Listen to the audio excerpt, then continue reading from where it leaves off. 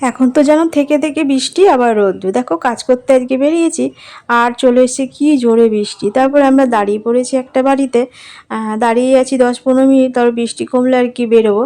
আর বাড়িতে সব কাজে বেরোলে না সবসময় মনটা বাইরের দিকে থাকছে, কখন যাব কাজ করব বাড়িতে, এরকম আর কি। তো তাড়াতাড়ি করে কাজ সেরে আবার বাড়িরও কাজ থাকে। তো দেখো বৃষ্টি পড়ছে বলে যেন দাঁড়িয়ে রয়েছি। এইবারে দেখো কত রোদ্দুর উঠে গেছে, কেউ বলবে একটু আগে কত বৃষ্টি পড়ছিল। তো দেখো কাজ হয়ে গেছে, ওর মতো বাড়ি চলে যাচ্ছে, আমিও বাড়িতে চলে এলাম।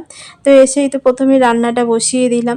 আর আমার মঙ্গলবার মানে কি বলতো, ওই ছানা ভাজা কিনতে পাওয়া যায় না, ওই ভাজাটা আমি নিয়ে আসি। কেননা আমার মেয়ে না প্রচণ্ড ওই ভাজাটা দিয়ে তরকারি করলে, ও পনির খুব একটা পছন্দ করে না, কিন্তু এই ছানা ভাজাটা নিয়ে এসে তরকারি করলে ও খুব ভালোবাসে।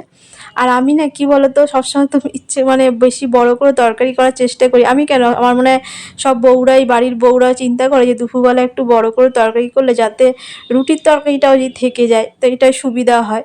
তো এই যে রান্না করে নিয়েছি বড় করে, আর এই যে আমার গাছের পেঁপে সেদ্ধ দিয়েছি, আর এই যে ভাগে ভাগে তরকারি কাটিয়ে রেখেছি যাতে অসুবিধা মানে নষ্ট না হয়ে যায়।